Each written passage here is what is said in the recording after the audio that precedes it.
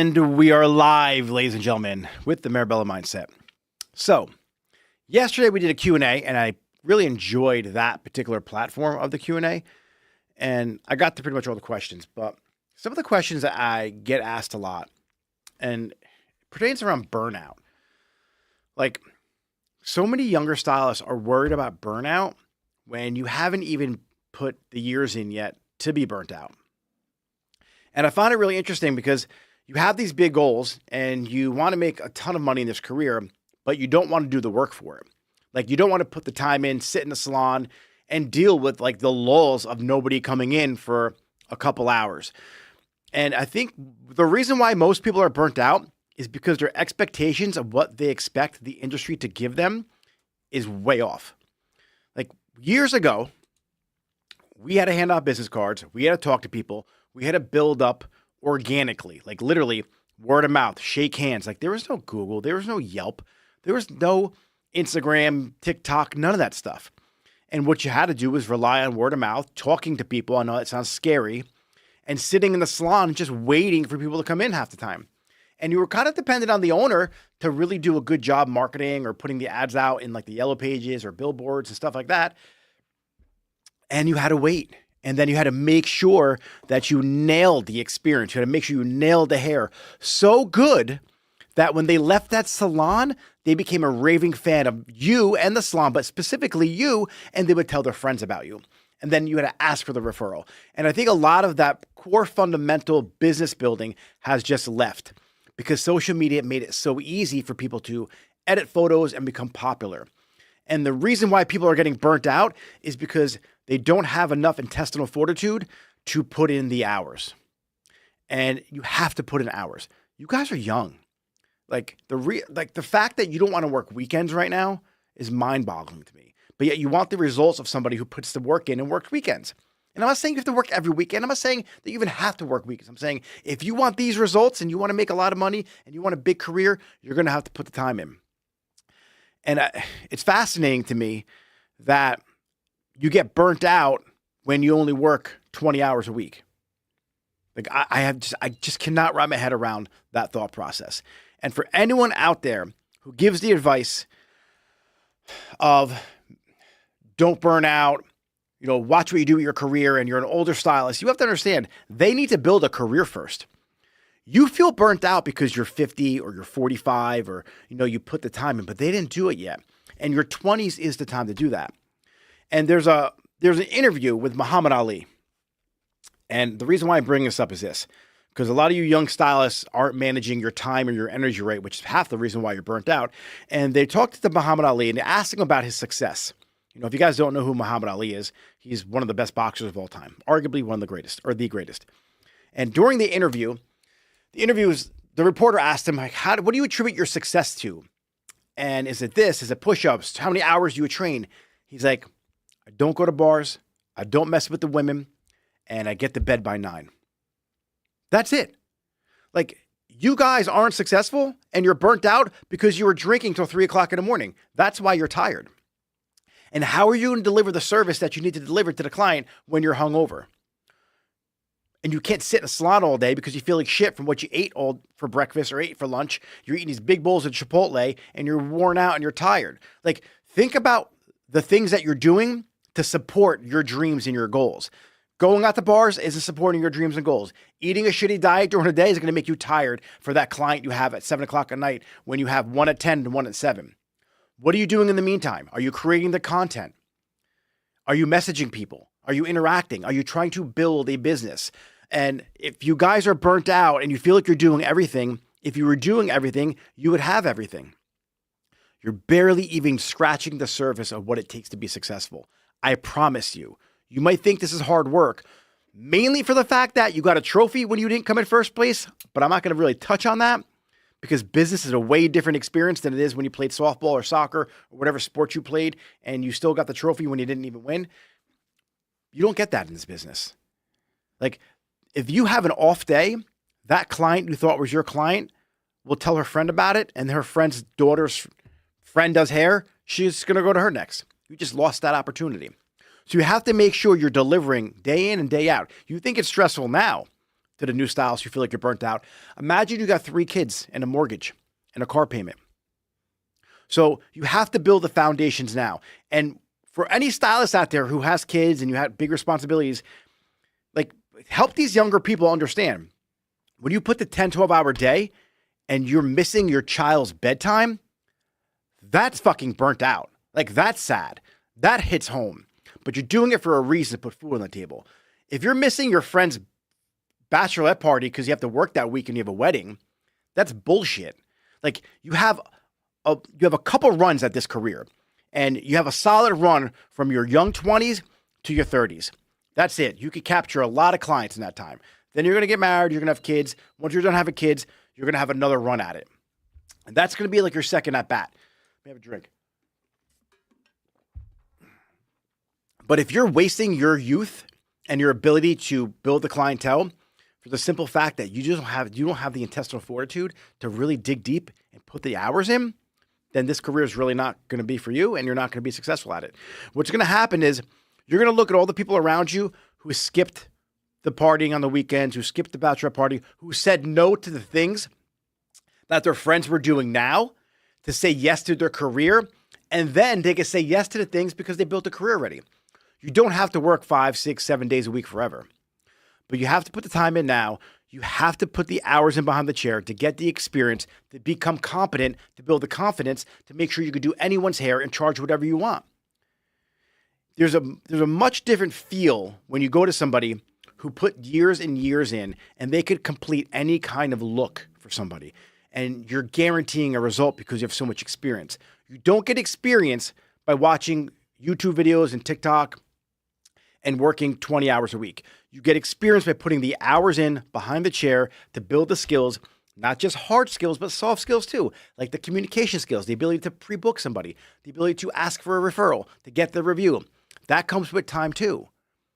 But if you're not putting the time in the salon, you're not going to be able to get the skills. So I promise you, you're not burnt out. If you are under 30 years old, you saying you're burnt out is the most ridiculous statement I've ever heard in my life. I'm sorry, but it is. And I'm going to be here to give you some hard truth. You're at your peak. You're at your prime. The fact that you can't work an 8-hour day without needing 3 lunches and 2 breaks and having to lay down, there's a major problem. Like you have to maybe take a look at what you're eating, your diet, your workout habits, your lifestyle habits, because this is your first go at building this career and it's going to stack up forever. So if you guys have any experience, my older stylists, what it was like to build up back in the day, drop some comments right now, either on the YouTube channel, the Facebook, or the Instagram. I'm going to hop over to the Q&A right now on Instagram. I got Mike Romanelli on here wanting a cigar. Later on today, Mike, or tomorrow. Snowflakes, Diana. That guy Mike is in the chat. I remember those days. It wasn't like, this is not like a hard-ass competition either to my young stylists who are watching, because I could just see the comments happening now. I'm not trying to prove anything to you. I'm trying to help you. So by me calling you a little bitch, that's helping you. Stop complaining. Stop bitching. Nobody is going to save you. And this is the best part. Like, this is the real world now. Real world. You're not in hair school. You don't have an instructor coming to help you with a client. You don't, like, you're on the floor now. You're a junior stylist or you're a stylist on the floor. It's on you. No one's coming to save you. You're an adult. So you have to start acting like an adult and putting the hours in. And that's the worst part. Like, no one gives me a paycheck. I give out paychecks. So I can't take my foot off the gas pedal. Not only do I have people's paychecks, I have mouths to feed. I have mortgages to pay. I have rent to pay for all my locations. Like, it doesn't get easier. So when you're sitting there in your chair and you think your boss is a jerk off and they want you to work that Saturday, well, he has rent to pay, but he's also doing that to help you out. Because if he's not structured or she's not structured, you're going to lack structure, and then you won't be able to elevate your career to that next level. So it's so important that you find out why. Like, why is your owner having you do these things? Now, if they're just a jerk off, then it's a different story. But if they're doing this to help build your career, be appreciative of that, because nobody cares about anyone anymore. The fact that you have an owner who cares enough about you to help you instill some discipline in yourself, that's a good mentor. Follow their lead. Don't listen to your friend who says you don't have to work Saturdays. No, if you don't have any clients, you have to work Saturdays. Like if you don't have any clients, you have to work nights. If you don't have any money, then you have to work. You have to put the hours in. I did, when I first started doing hair, I'll give you guys a background. So I came out of hair school. I was doing hair while I was still in hair school. I was lucky enough to find a salon to let me work before I got my license and do hair. So I did waxing, I did perms, I did highlights, I did haircuts, I did men's haircuts, I did women's haircuts.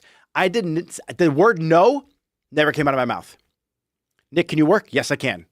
We have a wedding coming up. I'll prep people if I'm not good at updos. I worked. That's what I did. What else did I do? I bartended. Like I did everything I could in order to make money, to make sure, and I bartended for this reason, right? Obviously it was good money. I spoke to every person at the bar and got them in as a client. So if you do need a second job to help you build your career, get a job that you can use it as leverage to find clientele. So let me see what people are dropping here in the comments. We always sat around the salon when we weren't busy and we made coffee and folded towels. Yeah. Oh, thank you for saying that, salon industry coach. Here's a good one that I'm on my rant today. Why is folding towels beneath you? Everyone could fold towels. Sweeping floors. I still sweep floors. I still fold towels. I fold towels really shitty though, but I still fold towels. Like nothing's beneath me. This whole thing, like there's a hierarchy in the salon, like things are beneath you. You got to quit the shit. Because guess what? In the salon with the owner who wants you to fold the towels and sweep the floor, guess what happens when you're pissed and you leave and you go to a suite? You're folding towels and sweeping the floor. Might as well get the practice in now. Nothing's beneath you. Fold the towels. Be humble. There's no job in the salon that's above or beneath anybody. I don't care if you're an assistant. I don't care if you're the owner. As the owner, I need my team. I'm not better than them because the lease is in my name and I pay the bills. It's just, we're all equal. And I just had a meeting this morning and I said that in my meeting. My assistants, the ones who just come out of hair school, are just as important to my salon as I am. So, I mean, I may do different things than them, but without them, I can't do my job. They can't support the stylist. They can't do their job. The front desk, one of the most important positions in the salon, if you have a front desk, like they're just as important as I am too. So I want you guys who are new or you think that you've been in the industry for so long and folding towels or washing bowls is beneath you. It's not. I came from a salon where we had assistants and I didn't really wash bowls. Then I got humbled when I went to my other location and we got way more commission, but we had to wash the bowls. And so I had to build that habit back up again because I was so used to dropping the bowls off. And it wasn't like I didn't care about doing it. It just was, I was out of habit. So I had to learn how to do that again. Full towel, mop, clean, do hair, never complain. Yeah. Guys, we didn't complain. And I know you don't want careers like us because we're slaves behind the chair and we didn't know our worth and we didn't charge enough. But I'm telling you right now, don't listen to what people tell you. In the 80s and 90s and early 2000s, we crushed it. We crushed it. We didn't claim anything. So on paper, we looked like we were making 20 grand a year, but we crushed it. So one of the things we didn't do was we didn't say no to clients. We didn't complain. And the whole firing clients, that really didn't exist back then. Every now and then you would have a client that's a pain in the ass and you would like try and pass them to somebody else. We didn't fire people. Like we just did their hair. And guess what? If they complained, why are they complaining? Did you slack off? Did you miss something? Did you do something wrong? Did you not have a good consultation? Like every now and then you'll get people who complain about everything. But if that happens more often than not, and every client's a pain in the ass to you because they're too picky, maybe you're not picky enough. Maybe you got to elevate your skills. You might be a really good marketer. You might be really good at taking pictures, but you might be really shitty at doing hair. So you have to start focusing on your skills a little more. I believe in marketing, but marketing makes a bad product fail faster. So get your skills on lock. And that leads to burnout as well. The more complaints you get and everything else, of course you're going to be burnt out because everyone's complaining. Just get better at doing hair. Then less people complain, and then you feel less burnout. One of the biggest things that causes burnout, in addition to everything I just said, is a lack of competence, right? When you're incompetent, you get stressed out. So then when you're doing hair, you don't know what to expect from the result because you're kind of winging it and you're not competent and proficient in your job. So that causes a lot of anxiety and stress. I get it. But let me tell you something. It's hair. And if you're new to the industry, there's a young man or a young woman out there who's in the military or someone who's in one of these other countries who have to survive and fight for their life. That's a little more stressful than doing someone's hair. I hate to break it to you.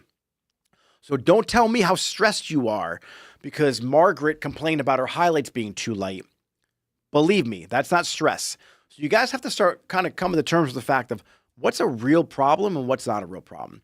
So today was a really big rant on just a lot of different people who say they're burnt out because I keep seeing this topic come up all the time. And if you're under a certain age, I'm going to call it 30. If you're under 30, I don't want to hear you're burnt out. With the exception of moms, because I'm going to tell you right now, when I stay home with my kids, that's some real shit. It's a lot of work. So if you're juggling kids in the salon, I get it. That could definitely exhaust you. But if you're young and you're single and you don't have kids, what are you doing? Put the hours in. Build a career. All right, guys, any more questions right here in the chat? Today's Friday, so it's Q&A and my stories, but let's see what you guys have. Yeah, but I got something that's not in the chat. But Yeah, drop it. to what today is Yeah. conversation is. Yeah, drop it, You were James. talking to somebody in the chat, and you were asking them if they were still being lazy, and they said they've been posting, except for last week they fell off because they were depressed. Oh, okay, cool. People, so do you guys heard James? He said somewhere in the chat, someone was saying, hey, how's everything been going? Are you still acting lazy? She said, no, I've been posting consistently except for last week because I was depressed. Guys, I don't want to make this into like a mental health conversation, but you can control your happiness. The second you realize you control your happiness, you can choose to be happy. And believe me, there's moments in my life that I was very unhappy. And once I really decided that I'm not going to feel like this anymore, I made the decision not to feel like this and just choose to be happy. Like, it's bullshit. Like, you have to lie to yourself. But I guarantee you this, if you're feeling unhappy, go look in the mirror and smile at yourself and just say, I'm happy, I'm happy, I'm happy, I'm happy. And make a smiley face at yourself. I guarantee you're going to laugh and feel like an idiot. But it's going to increase your mood. Another thing you can do is go work out, increase those natural chemicals. So why are you depressed? Are you depressed because you're slow? You're probably depressed because of a choice that you made leading up to that point of your life, which is not showing up to work, not putting the time in, not saying yes to the clients. So now you have no money and now you're depressed because you're broke. Well, guess what? That's your fault. The best part about it is you can fix the problem. So if you got yourself into the depression, you can get yourself out of the depression. So I don't think you guys understand what kind of work is entailed when you see these people who are driving the nice cars, having the full clientele. That didn't just happen overnight.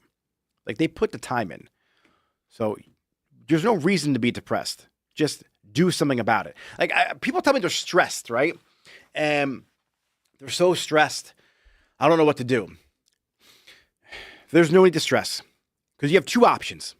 If you can't do anything about a situation, like you can't do anything about it, you really can't control it, but you're stressed about it, there's no need to stress because you can't do anything about it anyway. So stressing about it won't help you. And if you can do something about a situation, don't stress about it. Just take the action you need to solve it, to fix it. Perfect. Because stressing about it does nothing but delay the fact that you either can't do anything about it or delay the time required to put some work in to fix the problem. All right, any more Q&As here? I got one up here. Hold on one second, guys. I'm 54. I work from 8:30 to 7 and never complain. 5 days a week. I started at the age of 16.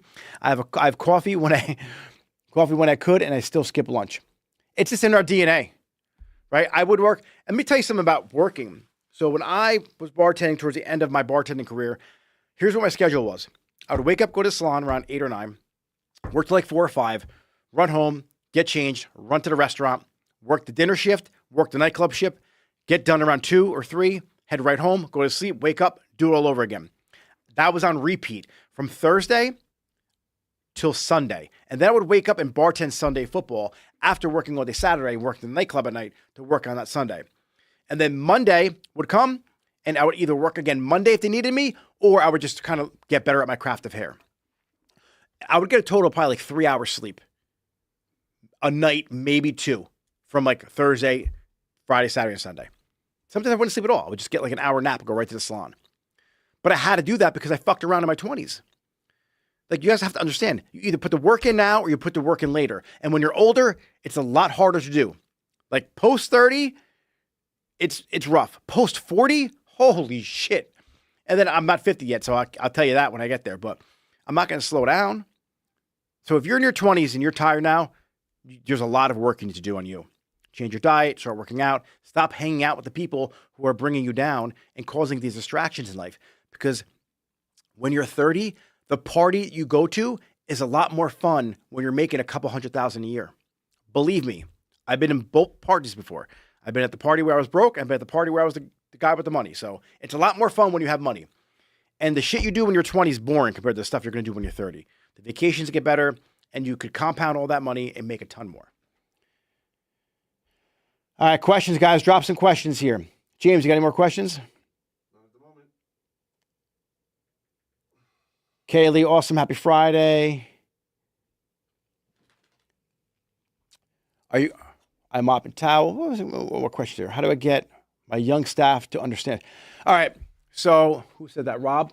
Rob, your young staff, you have to inspire them and you have to lead by example, but you have to have some kind of an agreement with them. I'm a big believer in non-negotiables and agreements. So I make a list of things that I'm going to do for them. Guys, tell me how should I show up for you as an owner? Give me the list. Give me everything. Throw it all at me, right? Then what I do is I take everything they tell me, I organize it. I'm like, all right, cool. I'm going to show up for you this way, this way, this way, and this way. What I need from you in order to show up this way is I need you to show up for me this way, this way, this way, and this way. But what you have to do, Rob, is you have to tie it to a goal that's important to them. They don't care about your salon. They care about what's important to them.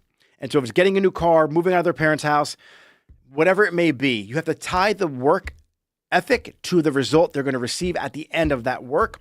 That means something to them, not to the salon. If you want more help with that, Rob, DM me the word grow and I'll help you form a structure to help your team grow and align themselves so your vision's big enough to fit theirs in it, but you have to really identify their vision. And if you guys tell me, like when I talk to you, oh, my team doesn't have a vision, they don't know what they want. Don't leave the conversation with your team member until you are clear on what their vision is. That is your job as an owner. Get clear on what their vision is. And if they don't know, help them find it out. Once you do that, now you have some leverage to use with them to get them to be motivated, to get them to be inspired, to get them to pick something that's important to them to put the work in. So that is my rant on that. All right. All right, guys. So any more questions? Jump to my stories. Leave it. Oh, Dana, my wife joined. Dane, you want to come live? I'm going to wave at you right now. She never jumps in my life. She actually hates when I'm on social media so much. Can you please tell me marketing ideas for a new salon? All right. So marketing ideas for a new salon. This is where you guys go wrong a lot. What do you do when you're looking for something? I'm going to throw a word out there. It's called Google. Fully optimize your Google page. 100%. Like I talk to so many people and like they're so focused on like a funnel and their Instagram, their TikTok and making stupid dance moves and trying to get clients like that when they have no Google presence and no local SEO. So Sophia, come on, join the live request. I'll accept you. So you have to make sure your Google business page is fully optimized and you have to make sure that your messaging is dialed in. Like who's your clientele? Like what's your message that your Instagram and your YouTube and like your about us and the details of your website, what is that saying to people? Because you have to make sure that your Google page, first and foremost, has good reviews on it, good pictures on it. You reply to every review and you optimize it. The Google business page is the most underused tool that we have for building a business and not just salons, anything. I personally don't like Yelp. Someone commented Yelp. I don't like Yelp because I don't trust Yelp. They're like, I just don't like the company. Like they call you nonstop. They want you to advertise. They can't help you with the reviews. So I don't like Yelp. I don't use Yelp. I used to use them. It did work. It does work. I just don't like them because their customer service is terrible. Not that Google's any better, but I feel like Google's just an easier search engine to get in front of people. And then you compound your SEO. So it's like your website, your landing page, your about us, then you have blogs on your website. And everything ties into your SEO for Google, and you just blow up from there. Who else got some questions here? That was a good question, by the way. How long did it take you to build your book? All right, this is a good story. So I started doing hair right after high school. And honestly, I just fucked around. I didn't really take it seriously. I thought I was a hairdresser. I dressed like a hairdresser. I just didn't I didn't have it, right? I didn't have the technical skill. I had the mouth, the charm. I had that, but the skills I didn't have. So it took me a while to really break $1,000 a week. And I wasn't consistent at all. Then I wound up going to the Marine Corps. I came back. I bounced around. I learned a lot about marketing. I tried to start another company and a business. And then I learned about social media, and I learned about web development. And when I got back into hair again, it was in my 30s. It took like a 10-year break, technically. From January till September, January's booking like 400 a week. By that September, utilizing Facebook ads, social media, I went from 400 to 4,000 a week in probably less than 6 months once I really focused. I dedicate that to my law of attraction, reading my success statement, being dialed in, never saying no, and I worked every day. And so from a year, from that January, that following March, like let's say I started in January, that 1 year went by, it was January again. That March, like 2 months later, a year and 2 months, I broke 20, with tips, I broke 30 grand. And I wasn't charging a lot of money. And I'm not just fluffing numbers. I could show you the data. And I did that just by honestly Facebook marketing and being aggressive. And just literally just being in everyone's face on the internet. Like I am with you guys. I go live every day. Like I have a goal to build this coaching business to help you guys out. So if you guys have a problem with your salon, your suite, anything, DM me the word grow. We'll get in a conversation. I'll help you blow your business right up. Help you create your brand, help you lead your team, all of that. Because I've done it all. And I got tired of people trying to help other people who didn't do the thing they're trying to teach you how to do. So I did the thing. You know what I won't teach you how to do? I won't teach you how to save your money because I'm not good at that. I will teach you how to make it though. And it just got frustrating watching other coaches out there just give the bad information who don't even own salons. So you can easily make money behind the chair. It's not, like, guys, this is not rocket science. You have the ability to spend a couple $1,000s in hair school and then within 2 years, make more money than some doctors. All right. So, hi, Nick. Good morning. What aspect? What's the aspect that you feel is the most important on the business? All right. All right, cool. So I got 2 questions here. How can I motivate my team to understand see the importance of personal branding? All right, I got a couple ideas for you. I'm going to answer that first because it's going to be a quicker question, all right? The One Hair Salon. Your personal brand is everything. If they can build a personal brand, look at The Rock. He's a billionaire. Conor McGregor, billionaire. Taylor Swift, I think she's a billionaire. Kylie Jenner, I think she's a billionaire. What do they all have? Personal brand. Jeffree Star, he's fucking millions of dollars. Carly Bible. Look at the little boy Ryan who plays with toys. Decamillionaire, $150 million a year is worth. Your personal brand is everything. If they want to build a career where they don't have to trade their time for money anymore, you have to show them that in today's day and age, they could talk about this eyeshadow, and if that goes viral and they have an affiliate link based on their personal brand, they'll get a commission on that. If they want to use their personal brand to build their book behind the chair, they can do that. If they want to open up a skincare line, they want to put a hair brand, whatever it is, putting their name on it, if they're a personal brand, helps them skyrocket their career in every aspect. It helps you build your circle of influence. So with a personal brand, if let's say they want to change careers, right? They want to go from doing hair to, I don't know, fucking anything. They want to start a dance school. If you got 100,000 or you got a million followers and you change and pivot, guess what? There's 1 million people who see you. A good percentage of them might like dancing.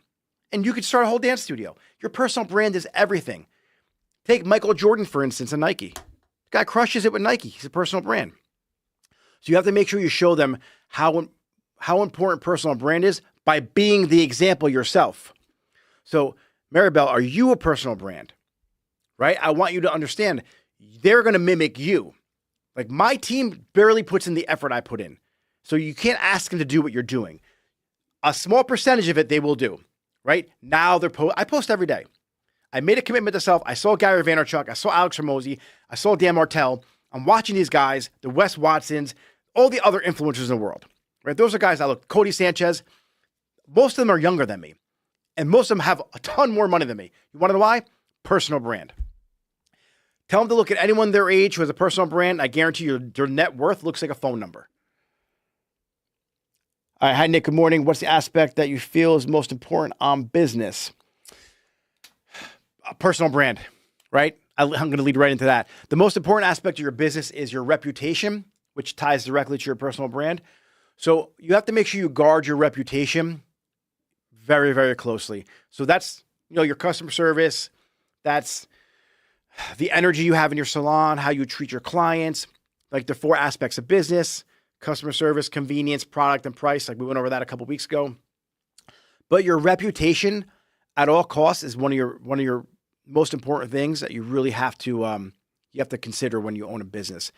And that's why it's important to make sure you watch who you hire on your team, because when you bring on the wrong person, it can ruin your whole reputation. Hey, Ann, can you put the air on a couple notches? I think I turned it too hot. Yeah, so reputation, guard that with your life. That's why I'm so adamant about my 5 stars that I have. And just communicate. Just really, it's a human interaction, right? So be human. It's not just a business. It's still a human-on-human transaction, especially in the career that we have. Good questions today, guys. All right, one more question. Would you have 2 separate IG accounts? All right, great question. Excuse me. So the question was, would you have 2 separate Instagram accounts, one for the salon and one for the other personal brand? Yes. Your salon is a brand itself. Your personal brand is you. I would not have 2 Nick Mirabella accounts. I wouldn't have Nick Mirabella who does hair and then Nick Mirabella who has like the family. They need to coexist. I am Nick Mirabella. So I am my business. Everyone talks about like work-life balance. And I think that's like just bullshit. If you love what you do, your work becomes your life and your life is your work. And it doesn't have to be a bad thing. I don't ever need a vacation from doing what I do because I love what I do. If it gets to the point when what you do sucks and you don't like it, why are you doing it? So I am a personal brand. Everything I do has to do with my personal brand. I want to leave legacy for my kids. That's why I'm doing this. That's why I don't have 2 Instagrams. I have 1. But for your salon is a brand. Like Nike is a brand and Michael Jordan's a brand, to make it clear. Air Jordans are part of Nike's brand, but Michael Jordan is his own brand. So you got to think like your salon is a brand, and then all your stylists are like extensions of that brand as well. And so you could have brand cohesiveness between everyone's page if you want to get the same kind of marketing team. But this is where everyone gets it wrong, and this is where I got it wrong too. How many stylists out there like create content and they don't really make educational content because they think their clients don't care, right? They want to see the after pictures. When in reality, clients love watching people get their hair done and learning. So create content that helps educate. And then in a couple of years, you got stylists who follow you and you got clients who follow you. And guess what? When you're tired of doing hair, you have a personal brand. And guess what you start doing? You start an education company. And people who love the way you highlight, you can start charging to teach them. And now you just segued into a whole nother business. That's why personal brand is so important.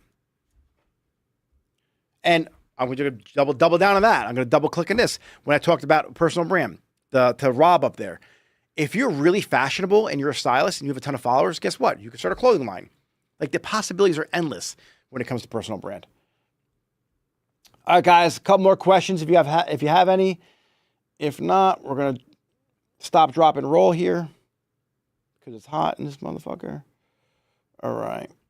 Going once, going twice. All right, guys. I'm going to have one more answer here. So somebody messaged me yesterday about her menu in her salon. Is she too cheap or too inexpensive? And she was way too inexpensive. Just because you have a home salon or you left the salon and now you're working for yourself in a studio or a suite doesn't mean you have to lower your prices. You sell the result. If the result you gave in a salon is the same result you're giving in a suite or at your home salon, and the salon's nice at your house, like you're not doing shit on like a folding chair in the garage, like it's actually like a real salon in your house, your prices should not change. In fact, they could even go up because you're creating a really nice experience that you can't even offer at a salon, private, intimate experience. But Just because you're doing hair from a salon, you went to a suite, or you moved locations, if the result is still the same and the experience, right, that's a part of it, you could charge the same, if not more. So charge based on result. There's a huge talk about hourly, and I want to get paid by the hour. Know what the hourly rate does? It helps you lose money because you only charge, there's only 24 hours a day. You have a 24-hour a day ceiling on what you can charge. So I don't know who brought the hourly rate into the industry, but I think it's silly charging by the hour, personally. I charge by result. You show me a picture, you want that result. It might take James over there 4 hours. I could probably do it in 30 minutes. So I'm going to charge you $60 because my hourly rate's $120. Stupid. Charge for your experience and the result. So if you're in someone's house, charge for the result. The whole hourly thing, throw it out the window. How I do is result and then parts and labor for the product on the other end. All right. Pricing. I struggle with charging older clients who have been with you for a while. Here's the deal. If your clients have been with you for a while, there is loyalty. I believe in having loyal clients and having some kind of a pricing structure for the loyal clients. You know their hair more. There's less guesswork that goes into it. So if you want to have like a VIP program going on for clients that have been with you for more than 5 years, I don't have a problem with it. I think that everyone should. I had the same system in my salon. The problem was when I passed my clients off to my stylist, they weren't used to the shortcuts that I had with their hair. I know they come every 6 weeks. I'm not going to charge you for the full partial and the full single. I'm going to see you in a month and a half. I'm not going to bang you $225 or $250 every time. I extend the money through the course of the year. At the end of the year, I make way more money by doing a discounted rate because they come more often. So I play that game. And for the people who say you shouldn't have a VIP discount program, I guarantee you that I booked more money than you entirely my whole career towards the end. I charge more for walk-ins. I wouldn't charge more for walk-ins. I would just have my price. Just because they walked in doesn't mean they should be paying more. If that's what you do, that's cool if that works. But for me, if I raise my prices, I'm going to raise them 20%. I'm going to do it significant.